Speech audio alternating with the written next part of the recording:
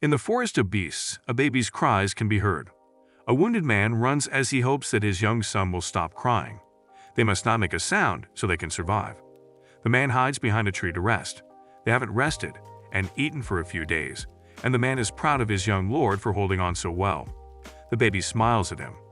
The man apologizes as he gags the baby so he can survive. He ties the baby to a tree branch and leaves on his own. The next day, an old man wonders where his parrot learned to make a crying sound. Just then, he notices something hanging on a tree branch. He wonders who, in a right mind, will leave a baby in the forest of beasts. The old man plans to bring the baby to the ghost village. On way back, another man suddenly appears. The two wonder how the baby ended up in the deadly forest. The old man asks the other to gather the rest so he can introduce a new family member.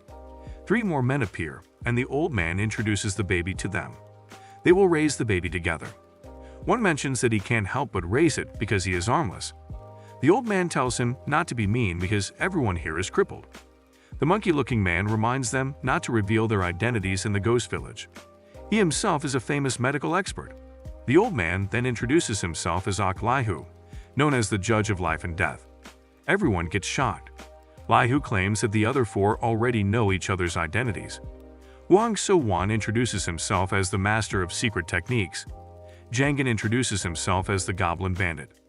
Pangogu is the blacksmith known as the golden hands. Everyone shifts their attention to the armless man, but he won't introduce himself. Jihu revealed his identity so he could take the baby as his disciple. He wants to make the baby great before they die. He then asks the others to help him teach the baby. Everyone falls silent. Jihu then shows the ring that was with the baby. They don't recognize the ring with its intricate engravings. It doesn't matter as long as they raise the child. They then think of the baby's name. Jihu remembers his 2 daughters and son, who died while he was not with them. He feels useless as an alchemist. He names the baby Woon Sowol. Jihu decides to pass on all of his techniques to Sowol. Sowol also promises to do the same. Pang will teach Sowol how to make mystic tools. Jangin claims he can only teach his bandit techniques, but Jihu claims those are desirable techniques for alchemists. They look at the carefree-looking baby who just got 4 masters. 10 years later, Jihu scolds someone for not memorizing all herb names. Jihu walks out, and someone sighs. Jangin peeks in, and Sowol is happy to see his 4th master. Jangin talks to Sowol, who felt stupid. He tells the kid not to blame himself too much because it is only natural for old people to get that mad. Sowol wonders if Jihu will live longer. Jangin smiles and explains that the old man has lived long enough. Jangin reminds Sowol to believe in himself and gives him some fruits. Knowing they came from outside, Sowol asks if he can go too. Jangin immediately refuses, because Sowol needs to break through the gates of heaven first. Jangin tells him to study harder and he leaves. Night comes and Sowol keeps studying until he hears a loud noise. He sees outside the armless man feeding the goats. Sowol offers to help and the armless man asks him to stroke the goat. Sowol feels happy that he can help him. He heard the goat come from outside and wondered if it is really dangerous out there. Seeing the kid disappointed, the armless man tells Sowol to sit beside him. He teaches him a sentence that Sowol needs to repeat 3 times before sleeping every night. He asks Sowol to keep it a secret. 5 years later, Sowol is able to recite the whole process of a certain medicine. Jihu commends him. He thanks Sowol for sticking with him till the end. He asks him to listen to the other masters. With everyone gathered, Jihu announces something. There is a way to leave the forest of beasts. When he was outside treating people, he met a man who claimed to have gotten out of the forest. Inside a cave, someone named Li Dongjin moves with the help of a spirit stone. A flood dragon was there, but it is already killed. Sowol claims that it will be hard for Sowol to leave the forest. Jihu agrees, but Sowol doesn't belong in the forest of beasts. Jihu asks Sowol to leave the forest at all costs. He tells Sowol to master the craftsmanship of the river of thirst he taught him. However, it is a disadvantage. The more you learn it, the harder to control it. You must have a strong physique. He confesses that he only stole the skill from someone. He asks Sowol to find the real skill out there and fully learn it. Sowol swears to master it. Jihu also asks Sowol to go to the Blood Fortress and help his wife and daughters. Jihu closes his eyes as he wants to feel the wind with them. They later hold a fire burial for Jihu. Sowol continues to learn more from the remaining masters. He is thankful to Jangan for teaching him escape and thieving skills. Jangan notices how Sowol looks worried lately. Sowol confesses that he can already feel the gates of heaven, but he can't break through. Sowol wants to hurry, but Jangan claims that he needs a pill first. Jangan orders Sowol to collect the materials in the forest. Sowol collects the materials needed and notices that the sun is setting. He uses hovering steps to go back home. He stops to catch a chicken or goat first for his masters. As he looks for his targets, he suddenly feels a ticklish feeling. He sees a goat in the distance. He tries to use hovering steps again, but he doesn't get the same ticklish feeling as when he discovered the goat. Just when he thinks there is no danger, a wolf-like beast with 3 heads appears. Sowol wonders why he is calm. The beast attacks, but Sowol dodges with flash steps. Sowol is confident he can capture the beast. He dodges while picking up stones nearby. The beast attacks and Sowol uses the stones to pierce a hole through the beast. He is really thankful to his masters. However, the masters look displeased that he came back late.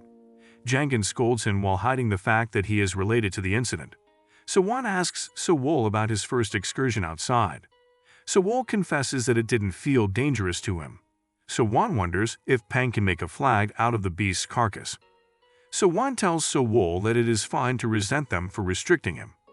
However, they want to make Sowol stronger first before he goes through the barrier. Sowon allows him to go around the forest as long as he has a flag with shadow concealment. Sowol gets excited and asks Pang to hurry up. Pang later teaches Sowol to create a dagger using fire and chi. He uses the wind of determination to cool down the dagger. It is just a normal dagger, and it will take 3 more years before Sowol can create a Dharma tool. Pang continues working on the flag, while Sowol creates medicine using the herbs he recently collected. Days later, Sowol finally created his very first herbal medicine. The pill he made can remove toxins from the body. He tries it out and Jangan suddenly appears. Jangan informs him that the flags are almost done. Outside, the masters watch as Sowol is able to use the portal and flags with ease. Sowon agrees that Sowol can venture into the forest now as long as he is well equipped. In the forest, Sowol feels awkward that he can't see any beasts around the village anymore. He recalls Pang telling him to collect spirit stones. These stones are found where the sun never sets. He travels a bit further away. He reaches the base of a mountain. He's already climbed quite a distance, but Sowol doesn't feel tired at all. Just then, he finds a flower of heartbreak. He also notices rare herbs nearby. He climbs a bit further, and he suddenly hears a beast roar. A flying beast attacks Sowol, but he fights back. Nothing happens, and Sowol realizes she became an intermediate by consuming herbs. The beast doesn't attack because it might harm the flower of light. Sowol uproots the flower, and the beast freaks out. Sowol then uses the flower as bait, and he hurriedly climbs toward the top. He reaches the top and sets up the flags. He uses shadow concealment to hide. The bird flies to the top and looks for Sowol. Another beast appears, the fire-breathing jade boar. The 2 beasts prepare their attacks, with Sowol in between. The attacks clash and Sowol can't believe he is witnessing a fight between intermediate beasts. The bird beast attacks the boar beast, and Sowol is blown away by the explosion caused by the clash. He stands back and discovers the boar dead. He loots a flame rod from the boar. He also discovers the flower of light snatched by the bird beast before. It was quite dangerous for Sowol, but he gained a lot from it. Everyone later causes a ruckus due to Sowol's experience. Pang immediately worked on a magical pouch that could store a lot of items. Sowol continues to gather herbs to create a pill that can help him achieve a breakthrough. 3 months later, Jangan asks about Sowol's progress. Sowon warns him to be careful when making the pill, or it will become poison instead. They are confident in Sowol's skills, but they still visit to check on him. Jangan tells him to eat it now, or he will steal it. Sowol smiles and takes the pill. He starts to meditate, and he experiences both flames and coldness in his body. Sowon tells him to endure, and Sowol starts focusing on the median point in his head. He awakens in front of a door and tries to open it. The door opens, and Sowol passes through it. He wakes up to see his masters anticipating the good news. The masters are proud that Sowol has become transcendent. Sowon claims that Sowol can now step towards the heavenly realm. He explains the different stages in the heavenly realm. Sowol promises to reach the top of the heavenly realm. However, it actually took Sowol 1 month since he took the pill. Another month has passed, and Sowol's movements are better than before. He is able to reach the peak of the mountain that he is wishing to climb. He watches the skies as he feels proud of what he has achieved. He looks around and notices the mountain where the two intermediate beasts fought before. He notices something and leaps in the air to reach it. He discovers a nest and wonders if it is the same intermediate beast from before. He brings out his weapons and sees a lot of sacred herbs in the nest. He hears some rustling and deploys his shield. Nothing attacks, and he takes a peek. He finds a baby boar lying cutely. It was the jade boar's offspring. Sowol now knows why the jade boar attacked the bird beast. Sowol plans to raise it so it can help him manufacture pills with its fire. Sowol brings back home a baby beast. The masters are impressed that he found a baby jade hog. Sowol hopes he can tame it. Sowon can help him tame it because he is the best at taming beasts. Sowol wonders when the board can breathe fire. Pangugu claims it might take around 5 years. Jangan claims it is a short time for a transcendent like Sowol. 5 years flashed by in an instant. Sowol complains about how slow his progress is. Jangan appears and tells him that he should be proud of what he currently has. Jangan knows it might take some time for Sowol to reach the spirit energy law. It might be better to use his power in a different area. Jangan wonders if Jaihu taught him about the eternal youth Dan. Jangan already taught him about face and appearance-changing skills, but that will not always be effective. A person who takes the eternal youth pill will trick even the best masters. It will be a great advantage to have. Sowol later collects the ingredients for the eternal youth pill. While resting, he wonders if the masters can also become younger. Just then, he notices something approaching. Sowol immediately sets up the flags and uses shadow concealment. He wonders if criminals have been sent to the forest of beasts again. 2 women pass by, and Sowol wonders why their appearances are different from his and their masters. He wonders if these are the women that he heard about. This guy immediately gets infatuated with them. He remembers Jangan telling him not to trust women. He watches the women take a bath and notices their pouches. They look like alchemists. Jangan would always advise him to steal others' alchemist pouches to gain Dharma tools. Just then, another man comes and steals the pouches. However, the mean gets poisoned. The 2 women call the man stupid for falling into their trap. Sowol now believes Jangan's words. The man can't believe his lust has gotten him hurt. The women try to finish him off, but Sowol notices that the man is bringing out silver needles. The man then throws the needles toward the 2 women. The needles get deflected, and the man asks who is interfering with their business. The 2 women wonder why the poison is not working on the man. The man then claims that this kind of poison is easy for him to treat. He claims that people like them who got raised in the forest of beasts are no match for him. The man then wonders why the other man nearby is not taking action. The women thank their savior and ask for another favor. The man laughs at them for asking for a passerby's help. The man then offers a huge reward to Sowol if he helps the man. Sowol can see that the man is in the 7th stage of heavenly birth. While he is in the 4th stage, he comes out, and everyone is surprised at how close Sowol is. The man wonders how Sowol got such a high level of concealment. The man asks for Sowol's level, and Sowol lies and says he is only low level. The man asks how Sowol can hide without being detected at all, and Sowol claims that he got a Dharma tool. The man then asks if he has more tools to defeat the woman. Sowol answers that he got a sword and shield. However, the man plans to kill Sowol later and loot his Dharma tools. The man offers Sowol to level up later, and Sowol acts like he is agreeing. One of the women gets mad and calls men trash. She attacks, but Sowol uses his shield. Sowol notices how the man is testing him. The man commends Sowol. He brings out a tool and attacks the chestnut-haired woman. The 2 women get flustered. The man attacks again, and the 2 women can only put up a barrier. The blonde-haired woman tries to attack, but Sowol blocks the attack. The man then gets mad and prepares another huge attack. He asks Sowol to distract the 2 women. Sowol joins the attack, and the women put up another barrier again. The man then uses a tool that works like a flashbang. Sowol uses this chance to attack the man. The man dodges, but Sowol follows it up with a fire breath. The man burns, and Sowol finishes him off with another attack that puts holes in him. The women are surprised by the sudden twist. Sowol knew that the man would also betray him.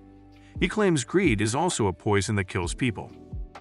The 2 women thank Sowol for killing the man. They apologize after knowing that Sowol was only acting. Sowoo also apologizes for attacking them. They introduce themselves as Bo-young and Seol-jae. Sowol does the same. The two sides share the loot from the man's pouch. The sisters share the herbs that Sowol was looking for. They apologize that they don't have the rarest material, but Sowol claims that it is fine. Bo-young asks what Sowol is making. Sowoo casually tells them that it is for the Eternal Youth Dan pills. Bo-young is jealous that Sowol can make something like that while they are not able to create simple pills by themselves. She claims that people who care about appearances will go crazy over the Eternal Youth pills. Bo-young then asks Sowol for a deal. On the way home, Sowol wonders if it is fine to give the two some Eternal Youth pills after they tell him about the last ingredient's location. The area is guarded by the Great Conch Spider.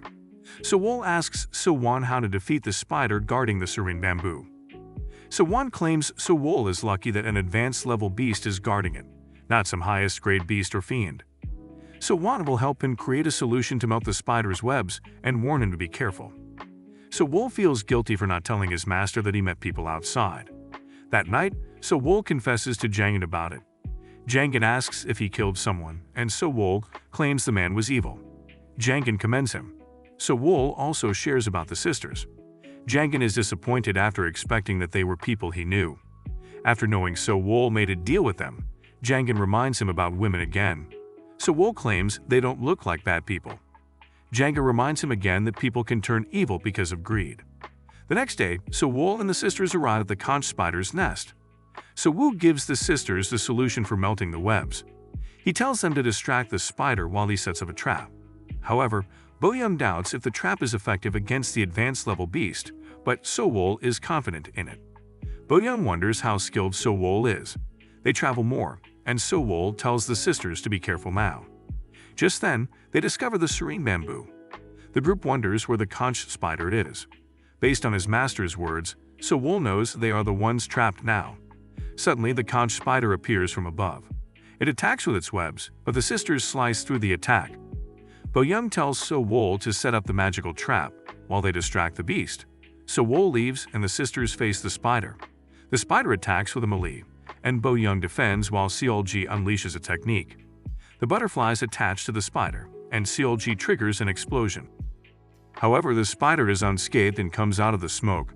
The spider jumps on them, but Seol-ji uses her technique again to make an explosion. It was a direct hit, but the attack was ineffective again. The spider then fires an attack with a strong frost key. Sowol suddenly appears and tells the sisters to leave the spider to him. He uses flash steps and tries to stab the spider. The spider fires an attack at Sowol, but he is able to dodge it point blank. Sowol retreats as he realizes that an advanced level beast is this strong. Sowol fires an attack somewhere, and the spider quickly dashes to protect the Serene bamboo. Sowol now plans to use the Serene bamboo to lure the spider into his magical trap.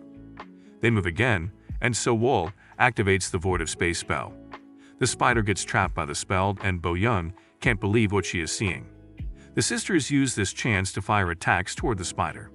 They get a direct hit, but the spider's skin renders their attacks useless. Sowol jumps on it, and the spider attacks with its frost key again. Sowol puts up his shield and charges forward. The spider applies poison to its fangs and attacks Sowol. The sisters get worried as they see Sowol pinned by the spider. Sowol uses this chance to finish off the spider at close range. The sisters ask if he is alright. Sowol claims to be fine, but he suddenly falls. The sisters get worried as they try to wake up the unconscious Sowol. Bo-young panics as she wonders what to do. Sowol feels bad for acting, but this is a method to check if the sisters are trustworthy. He wants to check to see if they will kill him or just simply abandon him. Seol-ji suggests investigating the poison fangs to find an antidote. Seol-ji lifts Sowol, while Bo-young handles the Serene bamboo and conch spider. Sowol realizes this has become a troublesome situation. Bo-young catches up to Seol-ji and discovers her swooning over Sowol's body. Seol-ji tries to escape to work on the antidote, and the two continue arguing while Sowol listens to them. He feels embarrassed for suspecting them. He gets up and notices documents on making pills. The pages are almost unreadable. He hears them approaching, and Sowol returns to acting unconscious again. Seol-ji tells him to open his eyes because they know he is conscious. She noticed how the shape of the blanket was different. Sowol is amazed, but he confessed that he was really paralyzed for a while. Seolja doubts him, but Sowol explains that he has built up immunity. She is glad that he is fine and brings out the Serene bamboo. Sowol feels thankful to the sisters and promises to give them the Eternal Youth pills. Bo-young returns while wondering if Seolja is touching Sowol's body again. She discovers Sowol awake, and he wonders what to do with the spider's carcass. Bo-young wants Sowol to have it. However, she asks for a favor. She asks for Dan pills and Seolja gets flustered. Bo-young claims that they can trust Sowol. However, they still don't know him that much. She asks for Sowol's age, and the sisters are surprised to know that a 20-year-old is in the same heavenly birth stage as them. The sisters had to train for 100 years before they reached the 4th stage. Bo-young asks who trained and raised him. Seolja finds Bo-young's question rude. Sowol needs to hide his master's identities and claims his master passed away already and didn't reveal his identity. The sisters then apologized for being intrusive. There are some herbs they want to have extracted. The sisters are from the Yeonam nation of the Eunyak faction, who cultivate herbs and extract Dan from them. However, a group called the Dark Beast Mountain Clan attacked them, and everything fell in one day. The Zen masters avoided the siege and escaped to the forest of beasts. What is left are the sisters and the burned books. Sowol understands their situation now. Bo-young asks again for Sowol's help, and they will give him 30%. Sowol agrees, and he will examine the herbs first. The three go to the medicine room full of the sisters' ancestors' collected herbs. Sowol later reports back to Jangan. The master is still suspicious, but Sowol manages to convince him. Jangan tells him to do whatever he wants to do. Sowon wonders if Sowol will start working on the Eternal Youth pills now. Jangan knows it will take months for Sowol. He needs fire for the furnace and asks the piglet for help. Pangugu also offers his materials. Jangan reminds him to come out before they pass away. A year later, a door in the mountains is being forced open. They are the friends of the man Sowol killed.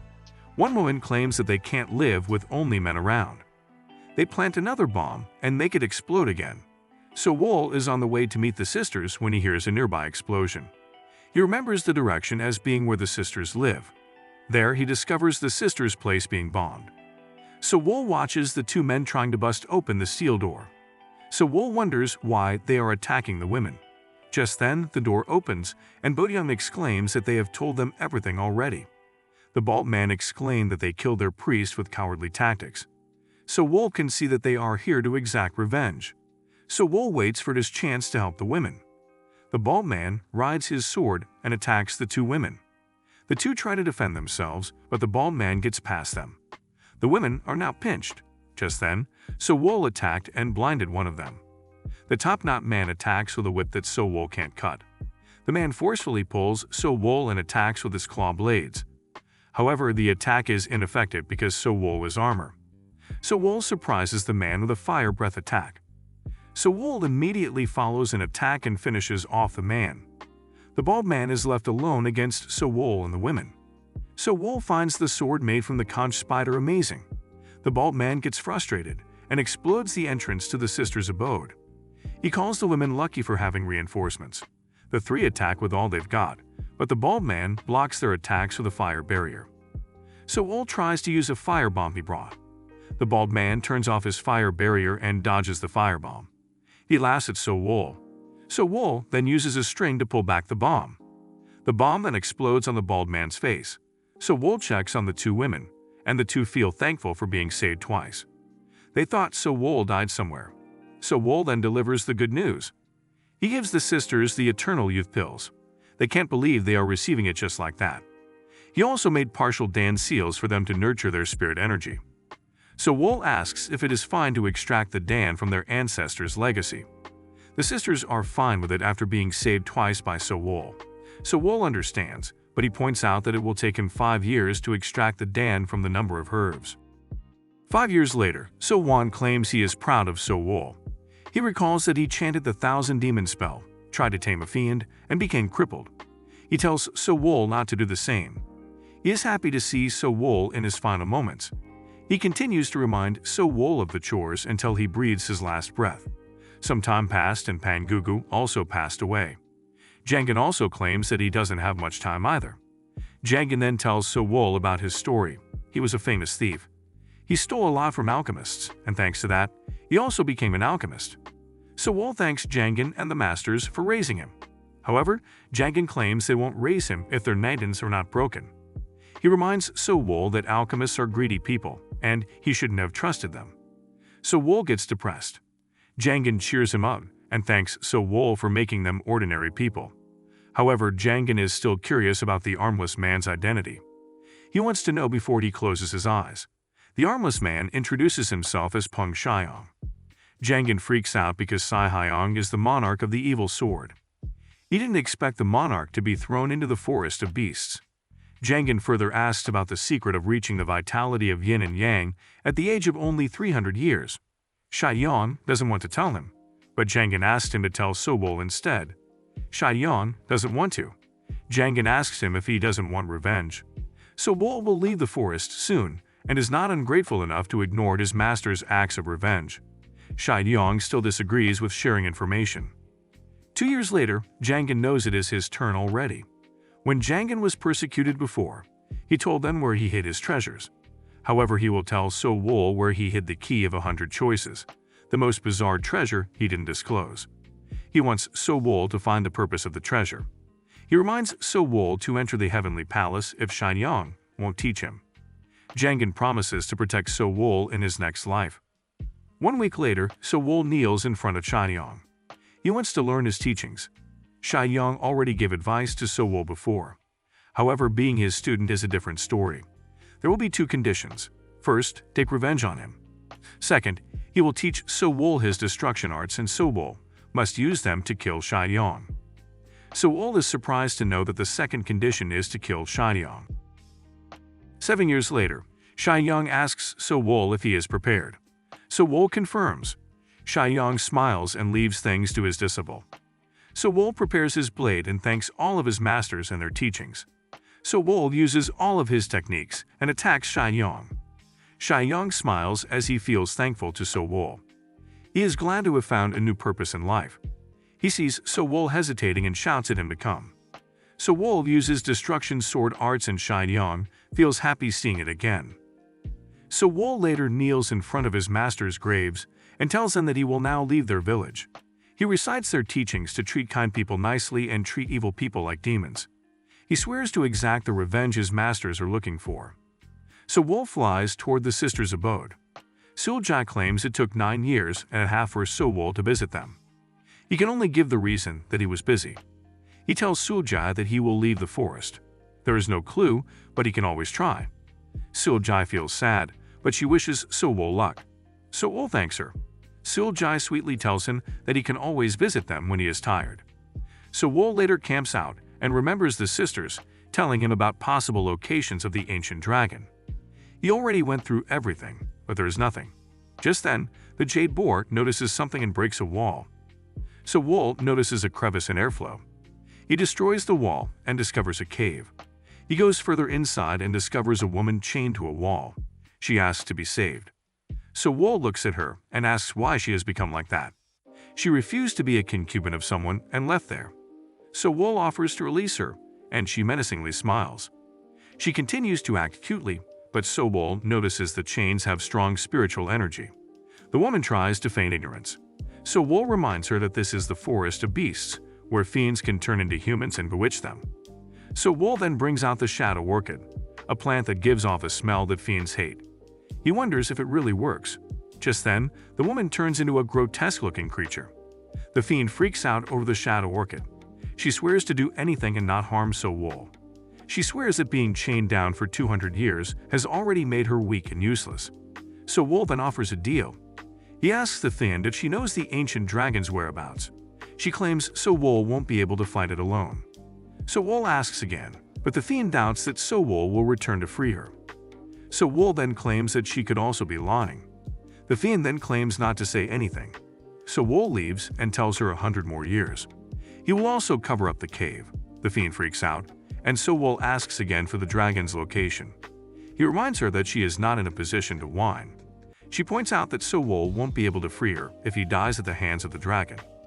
Sowol uses a dead man's name and the fiend introduces herself as the nine-tailed evil fox. Their kin always bears a grudge, and she will make Sowol's life a living hell if he deceives her. Sowol agrees to it, and the fiend tells him the dragon's location. Sowol later leaves and plans to keep up his guard in case he meets a fiend again. Later, a man worships the dragon god. He brought in 3 women who wanted to serve the dragon god. The leader asks for the dragon god's protection for their people in Riverside Village. He tells the girls not to leave until the dragon god descends. He asks Wool Yong to look after the other girls. He tells them not to make a mistake and serve the dragon god well. Sowol witnesses everything. He thinks this is where the ancient dragon lives. Sowol wonders why they are worshipping the ancient dragon. He prepares some flags and jumps down to gain more information. He lands on the platform and kidnaps one of the women, who thought of him as the descended dragon god. Sowol brings her inside the concealed barrier. The woman wonders if this kind of person is the dragon god. He introduces himself as an alchemist passing by and apologizes for rudely snatching her. He only needs information, and he will return her to the altar. The woman recognizes the jade boar and realizes that Sowol is not an ordinary alchemist. She also notices Sowol's techniques. She asks him what information he needs. Sowol then asks if the dragon god is the ancient dragon. Sowol then starts describing it, but the woman is not sure because she hasn't seen the dragon god yet. She claims that Chief knows the dragon god's appearance. She heard that the dragon god protected their village, and that being sacrificed was a small price to pay for the safety of everyone. Sowol returns her to the altar after he gained information. To confirm things, Sowol needs to stock up on power. He sits down, remembering the female fiend's words of warning. Sowol meditates as he reaches the gates of heaven. He recalls his master's advice to have a character on top of spirit energy to break through. Just then, he senses someone approaching. A man comes out of the cave, and the girls greet him as the dragon god. He finds the welcome satisfying, but he wants the alchemist nearby to come out. Sowol gets surprised that he was detected while inside his concealment. He picks up the jade boar and tries to leave. However, the dragon god blocks his way. Sowol brings out some shadow orchid, and the dragon god complains of the smell. He gets mad and changes into his dragon form. Sowol gets flustered as the dragon tries to attack him. The jade boar receives the attack instead. The dragon tells Sowol to get down and attack him. The dragon god goes back to the ground in his human form and uses telekinesis to control the unconscious Sowol's fall. He also brings out the remaining shadow orchid and finds Sowol interesting. Later, the dragon god tells someone how Sowol uses witchcraft. The others wondered why the dragon had brought in a human. Sowol wonders where he is. The dragon is impressed that a human can make something interesting. Sowol claims that it is just a trivial skill. The dragon won't kill Sowol because he is interesting to him. Sowol offers to tell them the extraction method. The dragon wonders if Sowol can also handle poisonous herbs. Sowol proudly claims that he can extract Dan from sacred and poisonous herbs. The dragon looks happy and will give Sowol some work to do. However, he will kill Sowol if he doesn't prove his skills. Sowol bows in agreement. The other man wonders why Gil-1 the dragon is entrusting it to a human. Gil-1 claims it is the lesser devil poison and another pill he once made. A Dan pill using his uncle's Naden. The other man gets shocked, but Gil-1 assures him that he didn't kill his uncle, who died 50 years ago. He is still looking for the culprit, and Sowol recalls hearing about an ancient dragon that died 50 years ago. A mysterious alchemist killed Gil-1's uncle. Gil-1's cousin, Oh-chuk, decided to bet with him with their uncle's inheritance on the line. A fight of life and death, which is why Gil-1 approached the man in front of him. The herbs he got are not enough, so he asks for the Bido plant. However, the Bido plant is a fragile material. Gil-1 needs to perfect the Dan pill to come out victorious. He offers Oh-chuk's Naden in return. The other man then agrees to the deal, knowing it is Oh-chuk's Naden. This woman's only chance to survive Gil-1 then pulls out something and orders Sowol to swallow it. It is a prohibition pill and Gil-1 will provide the antidote in a month. Sowol will soon feel itchy and lose all of his hair. In 10 days, his bones will melt. In half a month, his organs will melt and he will die. This is Gil-1's method, so Sowol won't run. He gives Sowol the manual for creating the lesser devil poison. He orders Su-yong to bring Sowol to the medicine room. Su-yong tells him to hurry. Sowol realizes he took in the treacherous poison. While creating the lesser devil poison, he will also make the antidote to catch Gyo-won off guard. On the way, Sowol wonders if Soo-young is from the riverside village and how long she has been here. Soo-young can't believe a dying man is having a casual conversation. Sowol knows that he won't be let go easily. Soo-young agrees. They arrive at the medicine room, and Sowol is surprised by how grand it is. He can do anything he needs to do. Soo-young unties his ropes as she warns him not to do anything stupid. Sowol tells her that he will keep the warning in mind. A month and a half later, Sowol waits for Gyo-won to check his progress. Just then, Soo-young informs Sowol that Gyo-won is looking for him. Sowol reports to Gyo-won that the lesser devil poison is finished. Gyo-won doubts him because the poison should take more than 2 months to create. However, Sowol insists that he is talented at creating poison and dan pills. The finished product is presented to Gyo-won. Gyo-won brings out the lesser devil poison to test and throws it towards Sowol. However, it just went past Sowol and hit another servant instead. The woman screams in pain, and Gyo-won agrees that it works as intended.